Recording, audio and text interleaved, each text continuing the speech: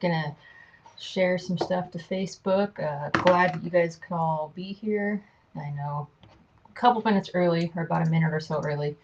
So, super excited for tonight's show. Uh, I think you guys will get a lot of good info from Lisa tonight. She, I've played against her for, gosh, several years now, and she is a great competitor.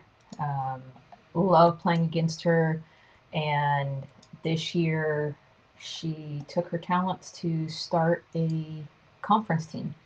So I want to get her on tonight so she can help just show us what it is to have the conference team, that kind of stuff. So let me just share real quick to some of the Facebook groups and that kind of stuff and tag the right people.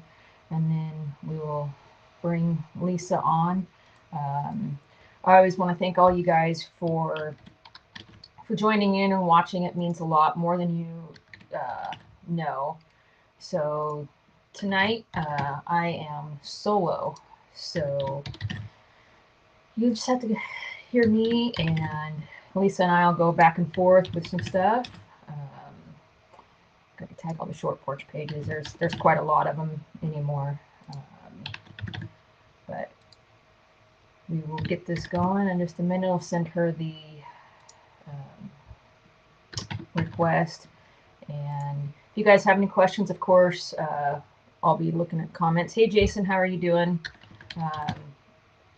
It's been super nice weather here. It's in the 80s right now, so we're getting a lot of spring break going on. So we're going to hit this week.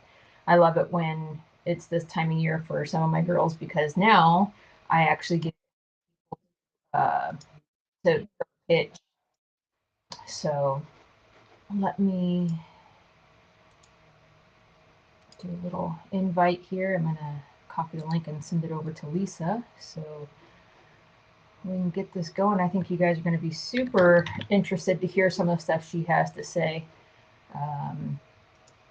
She is beyond smart too, and has a good coaching sense, because how many times do we play against somebody and their coaching sense isn't fully there, and people are like, oh man, like what are they doing? She is super smart as a coach, as a player, and a good ball player. So that's always a bonus to have when you can do all things, right?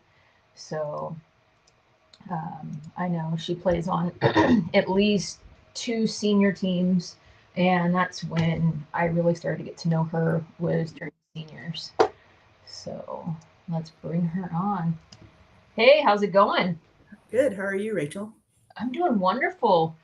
So thank you so much for coming on tonight. I know like a lot of the girls were excited to when I announced that you were coming on. So it's pretty cool to have somebody you play against join you. Uh, a lot. Were there really that many people excited? I didn't think there'd be that many. more than you know. So, and what's cool is I don't know if you've any watching the podcast, but after the fact, people will just keep going back and watching them. Oh, great. So a lot of our people can't come on like this time of day, but they'll go back and rewatch it. So, why don't you tell us a little bit about your background in softball and how you started to get involved with it? Sure. I mean, I'll start from a really young age. I started playing softball when I was 11. I think I played Little League Baseball for a year or two in Sacramento. And then I moved on to softball when they told me I should stop playing with the boys. I was getting hit a lot. And then I played softball all through high school and college. I went to Claremont Mud Scripps, Division III, down in Southern California. I graduated in 1997. It was a very long time ago. And during college, I played a lot of positions, hurt my knee playing catcher because my coach thought it was really fun for me to play outfield after I caught. And yeah, I partially tore my ACL my senior year. And then they didn't actually tell me I had partially tore it. They put a brace on me and told me to get back out there. That was And the I old think, methods, right? yeah, that was the way it was. And, we only had so many players. So, get out there and play. Yep. And then after I graduated from college, I moved to Northern California. I lived between Mountain View, Sunnyvale, and Palo Alto. I Okay. would say for about 23 years. I did take a few years off of playing softball because of my injury. But then I started playing slow pitch because I realized I didn't have any chances of playing fast pitch again with my injury. And I started playing in San Jose for a women's league. I'm trying to think like which one it was. I think it was Thursday nights at Mission College. It was a long time ago. And and I think that I played like kind of with my friends for a long time. And I would say I played probably around 15 years. You know, Nice. pretty. I wouldn't say it was super competitive, but we were a women's D team. I played on Poly Chicks. I played on Got Grub when we kind of came out of Poly Chicks and made a new team. And then when I would say about age 40, I started playing co-ed, which is, I think that's kind of the opposite of a lot of people. A lot of people play co-ed first. Yeah, I would agree. Yeah, and I started playing with Jacked Up. And Jacked Up at the time was a co-ed E team, but a really good co-ed E team. I would say back then you could have as many D chips as you wanted for women. Yeah. And, some of the people that I played with on Jacked Up, they ended up becoming conference players. Hmm. Um, and I think when that team finally folded, we were a co-ed D team, but competing pretty well in co-ed D and also in co-ed open. Hmm. And I only stopped playing on that team probably about 5 years ago. Gotcha. Yeah.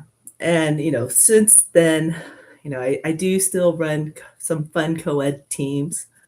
I play on a 40s team. I actually started a new one this year. It's called Still Mobbing. My girls wanted to make sure I called that out. And I also play on a 50s team called On Fire. And they're both major teams.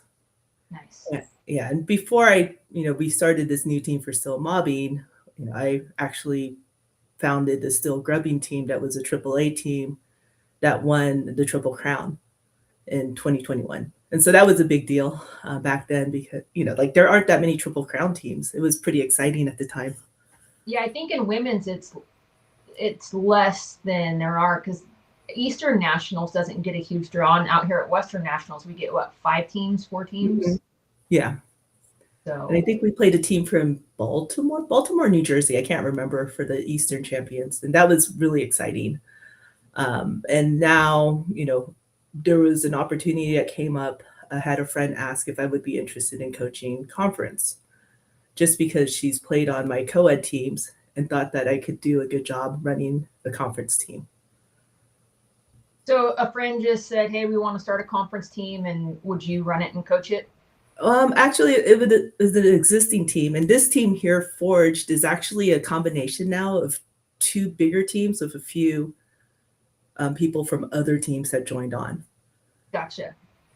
And so, how did you recruit? Like, did you guys just handpick who you wanted, or how did it come about? I would say like they had like an original team of about 7 people, and then what they did is they looked at to talk to other people who were on other teams, and there was another team that we got like 4 or 5 of their players because they literally disbanded last month. And so there was a bunch of girls who really wanted to play. And so we picked up a few of those girls. And I had recruited a few people from Reno and also somebody from Sacramento. I picked up Danielle Grant, who also played with me on Jacked Up. Hmm. And I picked up Julia Willison, who played on Fresh last year. Nice. Yeah. So we have, representation on our team pretty much from the East Coast and the West Coast. We have a few players from Washington State. Hmm. We have one player from Sacramento. We have a few players from Reno, a few players From Phoenix area, we have somebody from Georgia, and we have Oh, somebody from South Carolina, wow. and we have a few players from the East Coast, and I believe New Hampshire and Boston areas. So it's, and also Colorado. I guess I should forget our Colorado girls. And we also have somebody from Montana. So it's just all over the place. Oh man, you guys are. I mean, most of the teams you see have a lot of concentration of people, for conference teams in certain areas and not spread out quite that much. I think that that's the case for some of the lower level teams, like some of the A and B teams. But I also have seen a lot of the major and A teams. A lot of them start recruiting from all over. Right. So people play locally and then they join to play conference. And how is it? So you guys just went to Vegas for the first tournament, right, of the year. Mm-hmm. And how was that experience? So that experience for me was a little chaotic. We had 14 players on the first day on Friday, and trying to juggle 14 people into 11 spots was a little challenging, especially since I hadn't met more than half the players. Mm-hmm. And so I kind of had an idea, but I wasn't sure. I would say that everybody on my team is very talented. I had a lot of people come up to me and tell me that you have a squad there. They're going to do well. And on Friday we actually went we played 5 games. We went 3-2, so we tied for 5th place, which is really good because every team we beat was an A team, and we're ranked B. And every loss that we had were to major teams. So we lost to Juneau, and we lost to La Familia. And Juneau won both days, correct? No, Juneau won on Saturday. Oh, that's right, because Derby girls won on Friday. Friday. That's right. Okay. Mm-hmm. And with the way the schedule's set up, we got to play Juneau twice. So we had to play them on Saturday too. Well, I mean, at least you had a little bit of a, playbook to go back towards, the next day. It was a little rough. I would say they're a very, very talented team. Yep. It's very hard to get them out, and it's very hard to get miss hits. Definitely was very impressed by Juneau and Derby girls. Obviously, their level of play is almost comparable to, like, if we're looking at major leagues to the minor leagues. That's how I saw it. Well, and from what I've seen too is they have, I guess, low turnover rate. Been playing together for how many seasons now? Yeah. So whereas you guys, how hard is it day one for your girls to gel, being from all over? I felt like we gelled immediately. It was amazing. I think it was because we have a few leaders on the team who really get along with everybody, and they bring people up. And everybody was so hyped. It was great. A lot of times you go to a conference tournament, first one, you're going to go 0-2.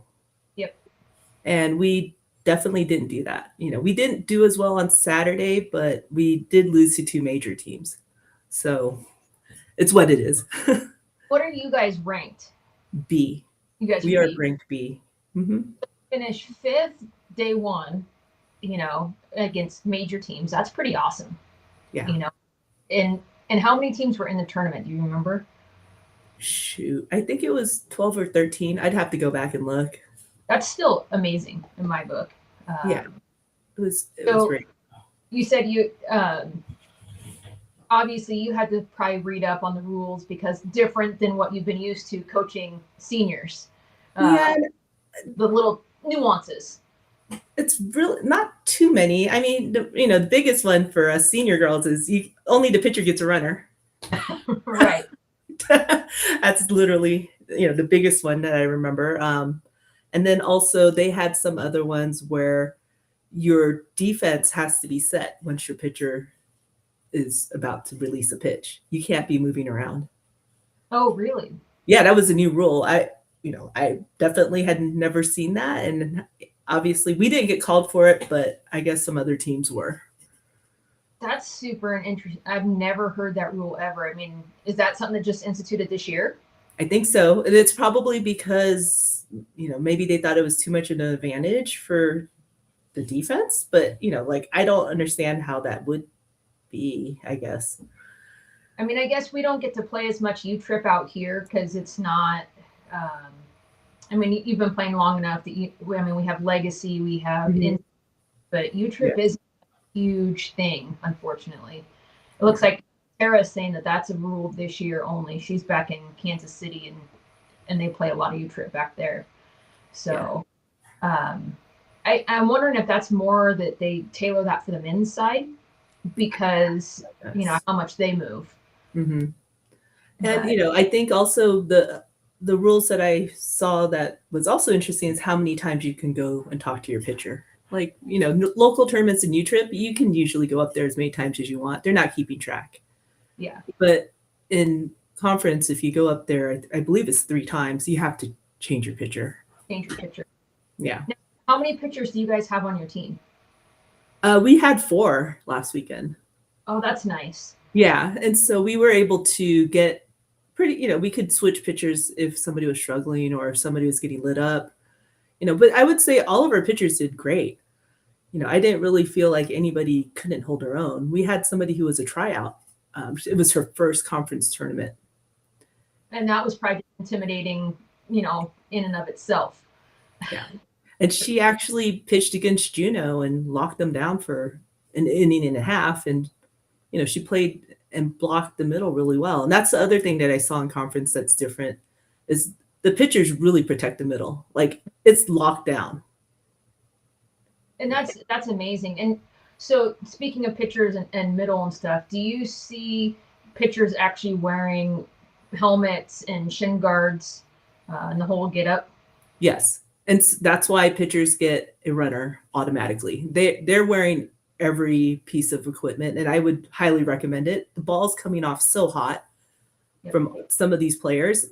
Like I'm going, wow, those those would hurt if they hit you. Right.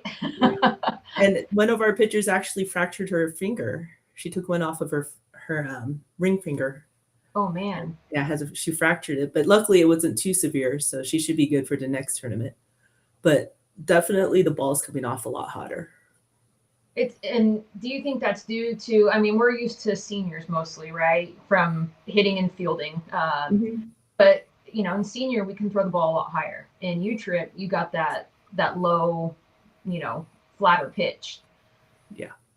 So, yeah, and I think it's more that they have that lower, flatter pitch, and also you can't hit a foul ball. So you get one strike, you're aiming middle. I mean, that's how I was taught when I play U-Trip. If I got to go and get something fair, I'm blowing middle. Yep. Right? Yeah. Well, and especially when you get to conference level and you're getting to the duels and all these tournaments, I mean, it's middle's open. Yeah.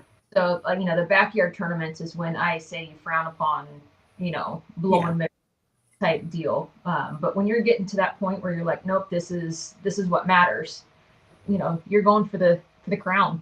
Yeah, you're trying to get on. So, usually that's, and also you're not going to foul out if you go middle. True. I mean, if you do. It'd be really hard. And do you see a huge difference with, a lot of these people be like, oh, I don't have bat control. I can't control where I hit the ball. At that level, you're not seeing that, are you? I think that on some of the major teams, like definitely they can hit line to line.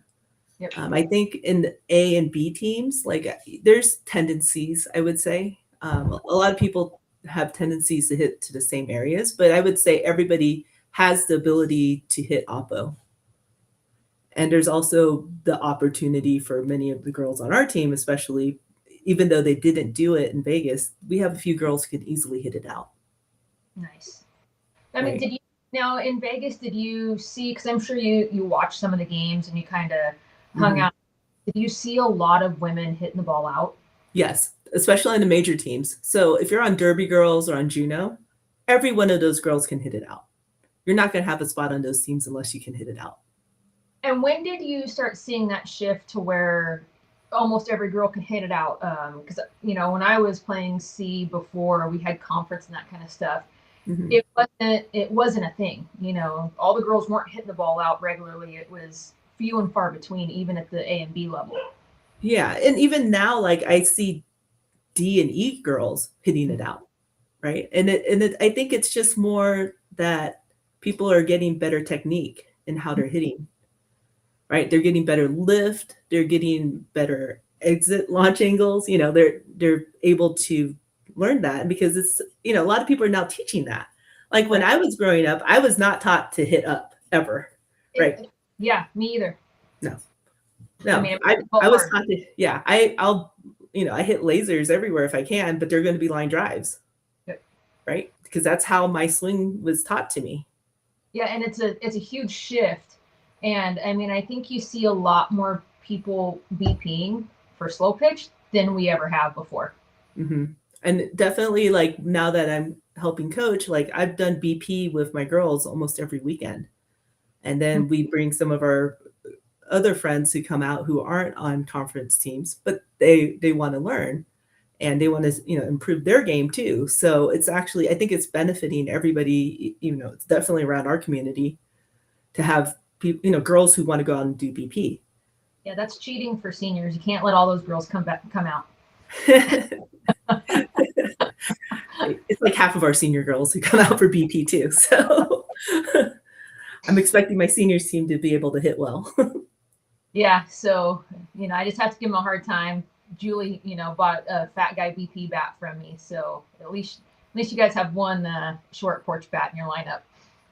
I honestly have 2 or 3 in my garage right now. Yeah, but yeah, I have a few short porches. I just can't swing them now. Yep, because you guys are sponsored by Mariucci, right? Mm-hmm. Mariucci, Invictus, and so we're definitely getting adjusted to those bats, and those bats are great for U-Trip and ASA. I'm still trying to get used to my senior one, and I haven't been able to. So now, as the coach, are you signed to a contract as well, to where that? Yeah, I did the buy-in. Yeah, okay. So I'm also signed in. Nice. Yeah, and that's what's nice with some of these teams when they get sponsored like that, and you have that in your name, that you get the benefits of that. So, but I've heard some great things about their product. So I really enjoy my Victus USA bat. I can tell you that one's really nice. Yeah, I mean, and everybody says that they're the new up and coming, that they're gonna overtake that USA ASA market for sure.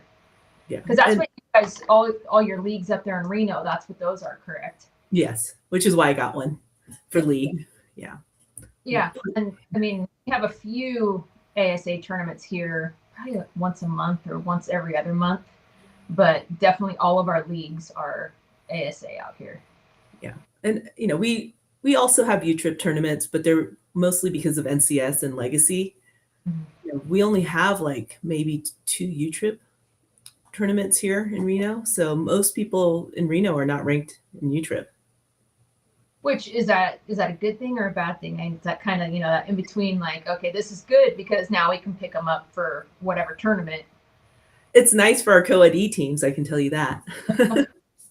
Because one of our guys down here, Jake, drives up to Reno to play with you guys all the time. Mm-hmm. Yes, he does. So he's great. Yeah, we'll keep him around most of the time. Every once in a while. Yeah. But Julie's saying that you hit bombs. Only in 50s. Only in 50s. Sometimes in 40s. So how long ago did you start? So you started still grubbing in 2021. 2021. And that's when you won the Triple Crown. So then you guys got bumped. Mm-hmm. And major ever since. Well, now you guys are actually, you combined the 2 teams for still mobbing, right?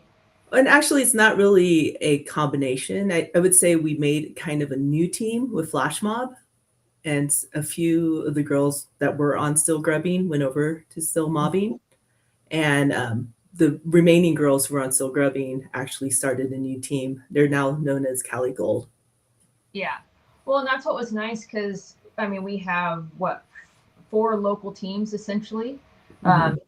Or I think we're super lucky for our senior division out here, especially in majors.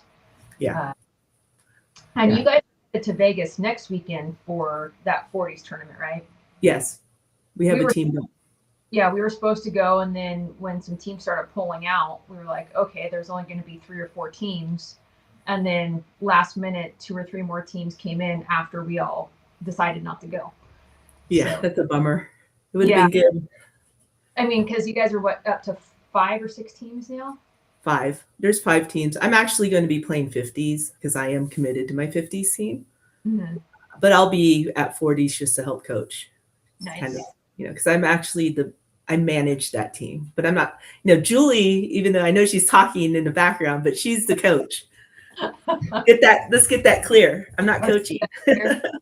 Okay, so Julie's the coach and you're the manager. Got it. Yes, correct. Okay, so I know who to pick on when we play against each other. Mm-hmm. So because Julie and I went to college together, so it's really easy to pick on her anyway. Yeah, Julie's the easy target. Yeah. So. She's probably writing all kinds of stuff right now. Well, she hasn't written too much, just that cheering you on and really talking you up. So that's what's awesome. And her moving up there, I know she's gotten to play. It seems like a lot more with you, league nights and that kind of stuff. Oh yeah, I snapped her up right away. Yeah, and I mean, I just see it basically with some of the co-ed people who come up to play with you and all the tournaments. I mean, you actually have a huge reach from Reno to Sacramento to the Bay Area, and it seems like people just love to like flock to you and play. Like it's like, okay, where's Lisa playing? Either we're playing with her or we want to play in the same tournaments. Is what I see a lot of times. I don't think that's true, but I do see a lot of my friends from the Bay Area now coming to Reno. I think probably when I first moved to Reno, I moved in 2021. Mm-hmm. And I would say in 22 and 23, I would play in Sacramento a lot. Right. Actually, probably played in Sacramento a lot the last 3 years, I would say. And I would always see people from the Bay Area, and nobody ever realized I moved because they kept seeing me everywhere. Right. Because you traveled and you were so mobile. Yeah. Yeah, no, so I was still playing like in Manteca. I would still play in Sacramento. Yeah. I do so go your to job allows you to travel to do those things, which is nice. I actually work for a company in San Francisco. So okay, look at that. So you get that nice remote work. yeah. Mm-hmm. Correct. That's a huge bonus for everybody who can work remote. And I think especially as seniors, right, when we play Friday, Saturday, Sunday, like a lot of times on that travel day, if you can work remote, that it's really easy to fly in early or fly in late. But well, I also have a job that I'm required to respond all the time. So even if I take all those days off, I have unlimited PTO, but I know that if my boss sends me a Slack, I'm responding. Right. It's and in our younger days, we were probably much different, right? Like, oh no, you either we're working or playing softball, not kind of that mesh of both. Yeah. I mean, on Friday last week when I was in Vegas coaching, like I was getting meeting requests. They were like, "Can you meet at 9 a.m.?" And I'm like, "No, I can't." And I ended up having to take a meeting on Sunday at 4 p.m. just because they needed to speak with me. So I did it. Wasn't very happy about it, but I did it. Right. But yeah. So what do you see, what's an improvement we can do for the women's game? Or like what kind of improvements, whether it's tournaments or rules? I mean, what are your suggestions out there? Well, my suggestions, especially like in Sacramento, is to get more U-Trip tournaments and also in Reno, because there are no Reno women's teams. Two of I would say the top U-Trip players are either playing conference or they're playing for Bay Area teams. Like Robin McPherson plays for Dynasty. Or actually, I think they changed their name. I can't remember what it is now, but they have a new name. Is that the CPK City Park Kids? No, they're a C team. Okay. And so she's traveling all the way to the Bay to play softball. Yeah, that's like she played it. Yeah, she drove to Twin Creeks, I believe, on Saturday. And I'm going, geez, that's a long way to go for a one-day tournament. That is. Well, and Creeks, I mean, you might start at 8 or 9 o'clock in the morning and not get done until 2 or 3 o'clock because Just, I mean, no matter who runs the tournament, it seems like scheduling is horrible out there. Yeah, it's just horrible. I mean, I used to do it more when I was younger, but I would do 2. So I would play women's and co-ed, so it made it worth my while. But then I'd be exhausted on Sunday driving home, so it wasn't exactly the safest. Yeah. Well, you're almost in your car in the parking lot, depending on, or having to get a hotel, unless you know somebody who stays right there that you can crash at their place. Stay with my parents. My parents still live right by there. But I mean, and that's what a lot of people that have they improved the Twin Creeks fields? Because the last time I was there, they didn't seem like there had been any maintenance in years on them. And no, they haven't. I mean, every time I play there, I get blinded. It's not a safe environment, especially if you're older. Like, our vision isn't as good. I've had friends almost break their noses. Like they just lose the ball in those lights. The lights are too bright. Well, and not only that, but I've found the turf is not great. Mm-hmm. And some of the fields I played on, I'm like, why do we spend our money to come here? But people keep flocking there. Well, and also like because I live in Reno, I can just go to Golden Eagle when we have tournaments. I don't need to go to the Bay Area as much. Now, does Golden Eagle get flooded with fast pitch and baseball tournaments like a lot of these other turf fields are doing? Yes, but they also now converted Carson City to turf. So I'm excited to see how those fields turned out. Oh, nice. Yeah, Centennial. And how far is that from Reno? I can't remember. It's like half an hour. Okay, so it's a short little drive. Mm-hmm. That's probably where, so for Rock and Reno, for the big senior softball tournament, they're going to use those fields this year, right? Yes, they are. Well, hopefully, we won't get stuck over there. Are they improving Shadow Mountain? No, they are not improving Shadow Mountain. I just don't even know why they put Double and Dirty. They put some of the teams on there, and I'm like, this is so dangerous. Like those fields are so bad. Well, and I remember when we were there a couple years ago that they always put 40 majors there, like on Sunday. Go for holes in the outfield, and it's not safe for. I mean, I'm surprised you don't have broken ankles every weekend. I know. We went and did batting practice there on Sunday, and I was like, I'm not running on this because I was so scared I was going to break my ankle. Yeah. And so you can't do even a realistic outfield, practice. That. No, it's really dangerous. I'm glad that they're not using that for many of the tournaments now, but I was just shocked they used it for Dublin. Like it doesn't make any sense. Probably because they had over 100 teams in that tournament. Yeah, but they could have used Reno Sports Complex. That's a little better at least. They didn't use that one? No, they didn't use that one at all. They just used Shadow and Golden Eagle. Oh, that's crazy. Well, maybe they were afraid that Reno Sports Complex was going to flood like it has a tendency to do. Yeah. I don't even think it was a risk this year at all. It was nice and sunny both weekends for Dublin. Yeah. So, what do you think we can do? Do you think prize packages are part of why some of the women's teams don't go to some of the tournaments anymore? I don't think it's always about the prize packages. I think it's more the cost. Like if you're going to play U-Trip, you have to pay a team registration, and then every player has to pay $25, I believe, for their annual fee. And then on top of that, you're going to have your tournament fee. And so you're talking quite a bit of money there for a 3-game guarantee tournament. Well, and then depending on where you go, then it's a gate fee to get in as well. Because thankfully Golden Eagle doesn't, but but definitely that's one of the barriers, right? Like the cost of the tournaments. And I mean, it just keeps going up. I mean, like Dublin probably costs $600. Boneyard costs $700. Like these are expensive tournaments. And if you put out that cost per game, that's a lot of money, especially if you are only guaranteed 3. Yeah, it's like $200 a game essentially. Yeah. But now if you win a lot, then that's much better. But still, it's hard. They're saying that Myrtle Beach always has a gate fee too. So if you pay all that money and then you have to go pay another gate fee. That's what is driving some people, um, away. And then Tanya Wheat saying that we need better umpires for the cost.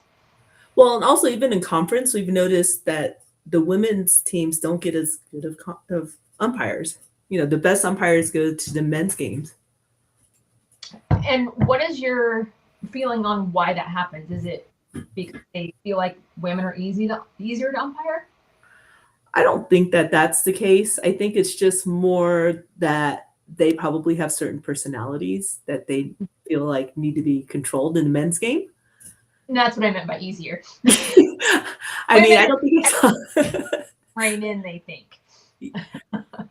I can also say, like, in conference, what I've noticed is that the women are very professional, right? Like they don't argue with the umpires. I did not see one woman really arguing with the umpires. The fans, yes, but that's everywhere. Right. And I think that that's something that a lot of players out there can learn from. Why would you heckle your umpires? You're not going to get any calls. I mean, and they're still just human, right? Like they're going to make mistakes. We all know that. And I mean, you can give them a hard time. And there's some things that if they have a blatant rule issue or something like that, then that's a different story. Yeah. But if they're just terrible, I mean, just give them a little bit of a hard time. Be like, okay, you're terrible. Let's just move on. Yeah, I would say like that. I umpire here in Reno. I umpire Little League. Mm-hmm. And, I'll admit if I make a mistake. But I'm not going to overturn a call unless somebody else supports that. Yep. Right. Because you can't change your call.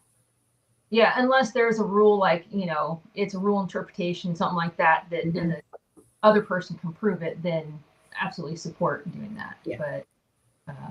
But yeah, on a call, unless my other umpire said, yeah, you really missed it, I probably won't change my call. Yeah. But knowing deep down, I probably did miss it. Well, then, afterwards you'd be like, hey, I just really screwed that up, coach. I apologize. Yeah. A lot of times my answer is, I didn't see it, coach. I'm sorry. Right? Mm-hmm. That's a perfectly acceptable response because you can't see everything. Yeah. Well, and I think especially with Tanya saying that, like in seniors, you think about it, SSUSA, how many times do we get people who can hardly move behind the plate? Or, Western Nationals, we always have the one umpire never fails us that goes down with heat stroke because he doesn't take care of himself. Well, my joke about our umpires in senior softball is that they can't be older than us. That would be nice. We need umpires that are younger and able to move around a little more. Yeah. I mean, we had one last year for the championship game at Western Nationals who couldn't move because he broke his toe in one of the games earlier. And I mean, I told him, I said, you sat out the third place game. So why don't you sit out this game? You're not going to do us any good. And I flat out told him that. Yeah. And no, I'm going to stand here. I'm like, and just be a bump on a log. So. Did you tell him you're going to aim for him? Well, no, he was behind the plate. So. Oh, he's behind the plate. Never mind. Yeah.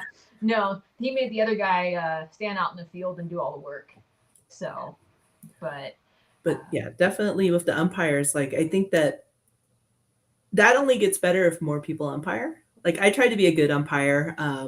I know like I've had kids come up to me and be like, oh, you're my favorite umpire. And it's not because I'm perfect, but I'll be nice to them and I'll call it as fair as I can. Right. And that's what you do, and just be, respectful to them. And, I think we have some of our umpires who just aren't humble. Like they're afraid to say, yeah, I screwed that one up. Yeah. Umpires aren't perfect. They are human. So. And I think that that's the case for everything in life, right? I say this to everybody I interview because I'm a controller at a startup company. Mm-hmm. And when I interview people, I go, how do you react when you make a mistake and realize you make a mistake? What are your first steps? Because that usually is the question that I want to know, that first and foremost If you are willing to admit that you made a mistake Hmm. and you come to me right away, we can fix it. Yep. If you found a mistake and you didn't tell me and then you hide it, we're going to have issues. Right. Yeah. Yeah. But it's just kind of a different philosophy, right? And And even that's playing ball, right? You can always go, I messed up, right? yep. Like that, I should have swung. Hmm. Like I have bases loaded, winning runs on third. What would you do? I usually would take a strike before I swing. Make the pitcher work. Make Right. them throw you a cookie. Right. And if they don't, then you protect. But you have to be confident enough in your swing that you know you can hit everything. Right. Yeah, Noah's saying that if an umpire is running around like bag to bag or just hustling, then they deserve a raise because umpiring is not just calling balls and strikes. Which, Hmm. and be in good positions. And I think one of the things for especially seniors, it's been called a couple times, but when that home plate umpire isn't watching the person cross the line and they're crossing in the batter's box, I was watching one game and they literally touched the mat. The person did, and the umpire was watching, so they were safe, and they got their 5 runs that inning. And I'm like, that's it. That's I would like to record this because my umpire in my 50s league here in Reno called me out because I just played a regular women's game and then I went to play 50s and I ran towards the batter's box forgetting, right, that I had to it had a commit line and I jumped back out. And he called me out because he saw me jump back out. So I went like this. yeah. I was like, dude. Well, I mean, at least he was trying to kind of pay attention. So Kind of. I mean, it could I be probably worse, should have just ran right through it. He would have never noticed. right? And I mean, I have to remind my girls every week. I'm like, okay, we're playing, whichever division or association we're playing that weekend. Like, hey, here's the rules. Like, okay, we just got done playing league, and league you step on the plate. This one, make sure you go wide. Make sure there's a commit line here. So I think that's one of the toughest parts is playing all the different rules or nuances Yeah. with it. So I know there's some that leagues I see it mostly back east is where they actually have their own plate to step on back there, and they have to step on that plate. That's good. I like that idea because then you can hear it too. Yeah, Umpire. if the Um, umpire. I would like to point out that senior softball is trying to kill us though, because the catchers in senior softball have that slippery plate. And I was playing in Bullhead last year and I stretched for a ball and I caught it, but then I just went and face planted it. It was Mhm. great. And this is for us old ladies. Like, why would why would you do that to us? Well, see, I had a kind of a similar, experience up in last year. Only my hamstring gave out, so so I fell for different reasons. Yeah. I mean, I held on to the ball, but I was like, that kind of hurt. Yeah, Like, and why did they that's do that? they don't. I think there's a lack of equipment. Like, okay, they just said, oh, here's our dimensions. Let's just use whatever, right? Mhm. So they could do a better job on that. Like, hey, let's have something universal that's not going to be dangerous to players. And I also saw that in UTrip, they have kind of a different kind of mat for Mm-hmm. this for that purpose. And it looks more like one that you would have in front of your house. Oh, okay. It has Yeah. holes, right? It has holes Welcome, and Adam. Well, and that's nice. they should look at that. Yeah. I know I made one for BP and for, practicing pitching that it's basically just the stall mats like you use for like lifting weights and that kind of stuff. So you Mhm. can hear it hit and, just a practice type deal. Yeah. So it's a little bit thicker than normal, but it's that you don't slip on it, and but No, and I think that that's something they should look at, especially in seniors, because like luckily I'm still pretty young and fit, so mhm, I didn't hurt myself, but I could have easily broken a wrist because I right. fell on my face, literally. It's on video somewhere. I know Suki on my 50s team was videoing that game. But I didn't go back and clip it because I didn't need to see it again. we'll have to go back and find some bloopers. Yeah. And your 50s team, you guys did pretty well last year, right? Yeah, we won a few tournaments. Yeah, I remember you guys did well because we have some of one of your girls is on my 40s team. Yeah. So I always tell her, I'm like, no, no, you can't go play them. They're not playing that weekend. You're all playing with us. Yeah, that's always the conflict because my 50s team, I'm committed to them this year. But, my heart's also with my 40s team. So it's hard to Right. pick when I have a conflict. But, I made it easy this year. I said I'm playing 50s Hmm. and, I'll play 40s if there's no conflict. Yeah, Yeah. and that's exactly what my player does. And or hey, if you can roster me, and if we get knocked out before 40s, then I'll play. Yeah. You Yeah. know, You can't have her though. She's with us. I just saw her a few weeks ago. I gave her a hard time. Well, I mean, I always give her a hard time. We're going to BP this week, so I like that Okay. she has all week off, so we can go throw to each other. So, because I think you guys are going down to Vegas this weekend, right? Yes. We're So going down to Vegas. I'll get her some BP in before Vegas if she's headed down there. I don't think she's playing this weekend though. Sometimes you need a weekend off. Yeah, I think she had some things going on, so she wasn't able to make it. Yeah. But yeah. No, Well, I think, our 50s team is pretty great. And I think that this is something that I've learned also now playing 40s and 50s. There's less 50s teams than there are 40s. So, if you want to play 50s, you have to actually work on getting on a team. mhm. Yeah, they're Yeah. not just a dime a dozen, kind of like 40s teams. I mean, especially 40 AAA, right? There's just a ton out there. Yeah. Um, You and I and are both majors, so yeah, well, and that's I've had a lot of people say, well, when are you guys going up to Major Plus, or when are they going to move that team up? I'm like, there's no Major Plus for women, and there would be hardly any teams in it. I mean, you might get two. I'm guessing there would be three that, off the top of my head. One would be Royalty. Second might be that Kansas City team. I think there were Kansas City, I can't Carolina remember. And Reds. then Carolina Reds. Those would be the three teams that would be Major Plus. Yeah. And there's two girls from Royalty on my conference team. Hmm. And so that's the level of play that they're playing at. A few girls that play on few different conference teams than yours, and there's one on what is it? I think she moved over to Hype this year. Maggie, I think. Yeah. Yeah, she's on Hyped. Yeah. Right. Yeah.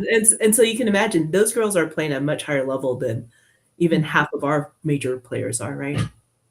Well, and you think about it that how many conference players on the men's side are in their 40s still competing at the conference level? Not that many. And I mean, and conference just is getting bigger too, which is nice. So Mhm. translating into the senior game, and even just regular U trip, like, hey, it's okay to you don't have to be a conference team or a b-ball player. Like, go play D and C, Mhm. and our contingent back up. And that's one of the things that we've been talking about is we don't send a Challenge Cup team No. out to Florida. And that's ball or senior, really. They do have Southern California teams, but nothing Northern California, nothing Northern Nevada. Yeah. So, And that's something that we're discussing because that's something that we want to do next year is to take a 40s team from Northern Nevada, possibly. Because we are starting to get more players. And, like half of our still mobbing team is from Reno. yeah. Yeah, I know. I've talked to Tanya about, a combination team and getting, and even for a U trip senior team Yeah. to Worlds in Texas, because that's a 5-team Worlds, something like that. Hmm. We could take 2 or 3 teams out there and compete. I don't know if we could take 2 or 3. That's gonna be. Well, I mean, based on our 4 or 5 teams here, in this area, you could make teams. Yeah, we could probably make 2 teams, I would say. But something to think about and just work and collaborate so we can just elevate our game even more. Yeah, and I think that that's, really what it is. We wanna make sure that we grow our teams, grow our players, Hmm. and, definitely in Northern Nevada, Northern California, like, Hmm. there's so many good players. Right. And, like, I was talking to somebody about this, and it's like a lot of women, what happens is they're really good in their 20s, Hmm. good in their early 30s, and then life hits them, Right. and they didn't take care of their bodies, Yes. right? And so how many players did you play with when you were much younger who are nowhere to be found anymore? Yeah. I mean, there's so many people. I'm like, one of my friends played college ball a whole bit, went into firefighting, and is like, I just don't have the time. They Mhm. stopped playing because of careers or motherhood, and they're like, I just can't get back to that level I feel comfortable, playing at. No, I was talking to my college team and nobody plays anymore. Like maybe one person plays league and that's it. Nobody else plays tournaments. Yeah. It's a little shocking. And that's the same with when I look at, we have a big chat for our alumni group, and Julie and I are in it, and I'm like, I don't really think anybody else plays in it. I mean, we have a 4-time Olympic gold medalist who doesn't play, and Hmm. she Yeah. would be phenomenal if she still played, but you Yeah. know There's a lot of people, and then also there's all these college coaches who would be phenomenal players in slow right. pitch who gave up playing so that they could coach. Hmm. And that's a lot of people. Like I know Gina Oaks Garcia, who's the head coach for Cal State Fullerton, and I tried to recruit her for seniors. I Yeah. was like, "Hey, you're 40, come play," and it just never works out because she's coaching Yeah. against kids. Yeah, They're going to late May, early June now, the way they have series set up. So it's it's difficult, and then they have to recruit all summer long. yes, So I mean, definitely a full-time job for coaching college. yeah, and I think that we're losing a lot of talent from slow Mhm. pitch because of that. It's not that obviously, I'm not saying that their choices are Right. terrible for them, but they're terrible for our community. It's terrible for selfish reasons. Yeah, it's definitely Yeah. terrible for selfish reasons because we could build some really awesome teams and we could, have more teams in women's majors. We could have more teams play 35 plus. We could have more teams playing 40 plus in UTRIP if we had more players. Yeah. Well, and that's what's nice is, here they're trying to, we actually have a female director now in Julia, for one of Mhm. she's actually trying to cater to the women, of all levels, not just seniors, but it's like, hey, let's get these women's tournaments so we can actually build that program back up, which I think has been a missing piece. And for the U Trip out here, I mean, they still play, they're playing at Ripon or Pleasanton or places that are still very inconvenient, even for Bay Area folk, that it's like, we don't want to go there and spend all day at these fields that are kind of in no man's land, essentially. Yeah. uh, and they said, well, what can we do to make it better? We're like, well, play at these fields, get better scheduling. Don't start us at 2 o'clock in the afternoon because you now have an open field, and then say, oh, we need to squeeze some guys games in the middle of them. Yeah. So it's just an organizational thing. It's organizational and it's also just demand, right? That's what it always comes down to. It's supply and demand. How many women's teams are out there saying they want to play? How many teams are out there throwing money at directors and saying, put us in, But, right? well, this next weekend, the legacy tournament, I think there's 9 women's teams now. Hmm. uh, and that's just, I mean, that's huge for a backyard tournament.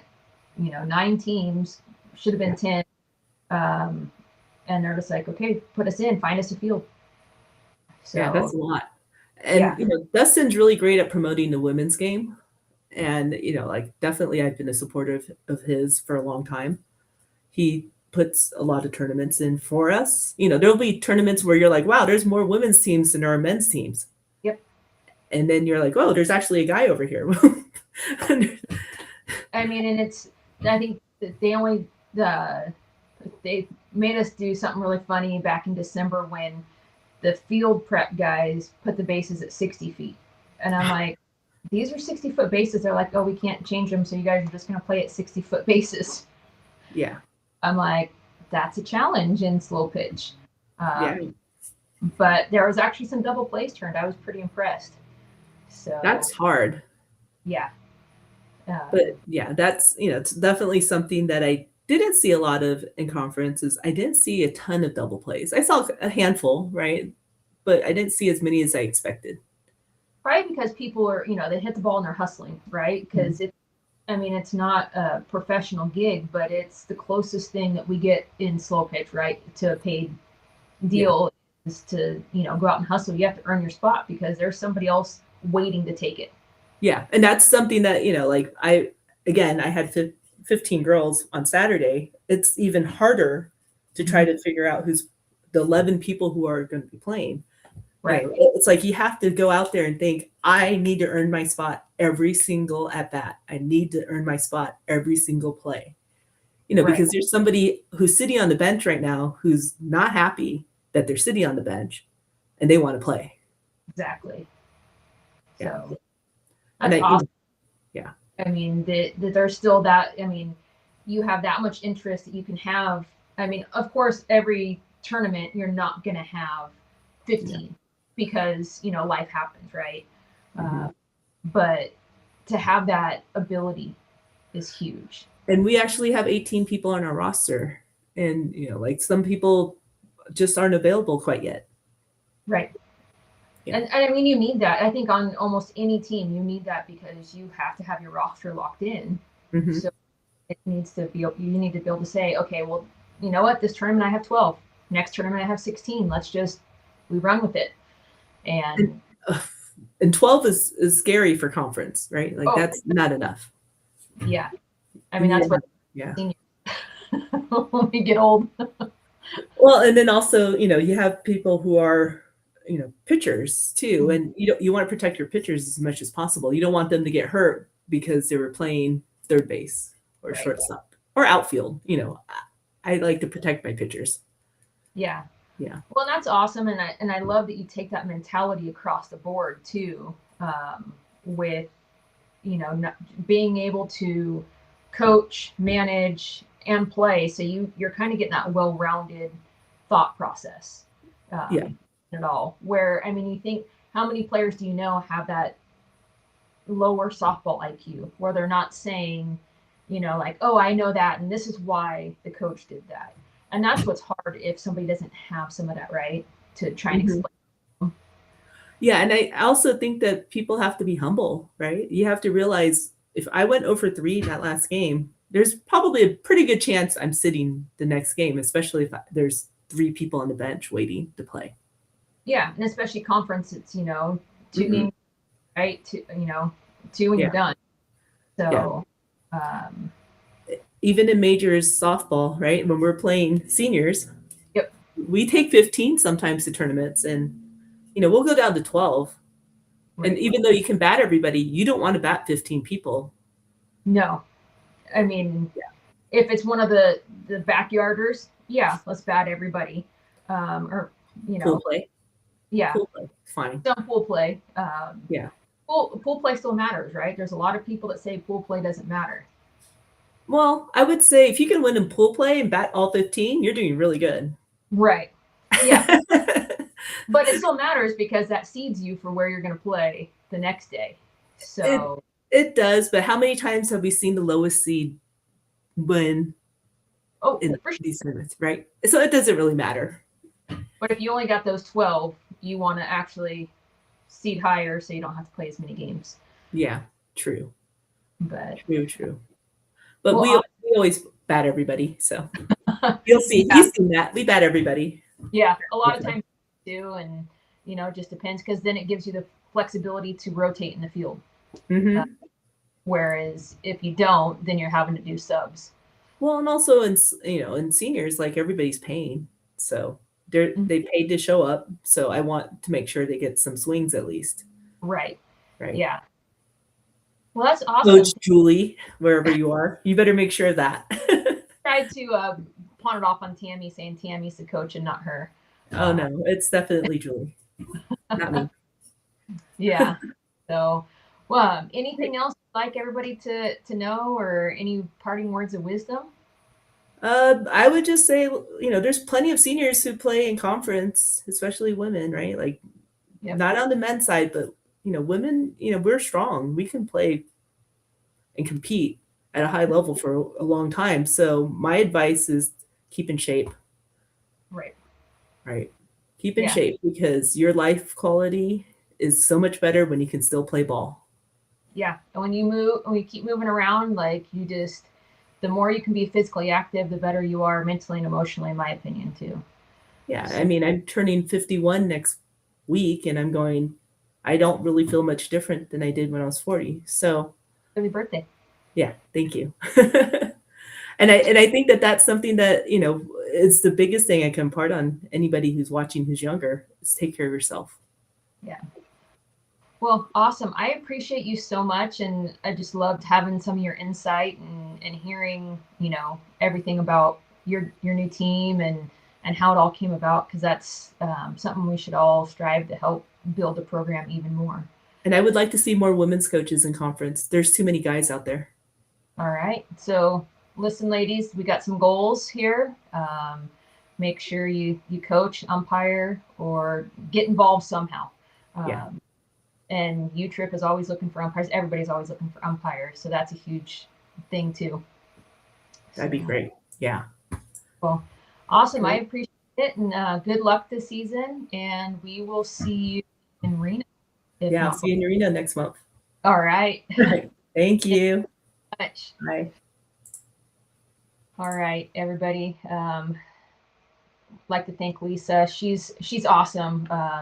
Like I said, first started playing against her a couple years ago in seniors. I'm sure we crossed paths before, but seeing her take this team on and just go for it in conference is awesome. And their first day together, they finished fifth with a team that the whole team hadn't been together. That's huge, and to me, that speaks on leadership.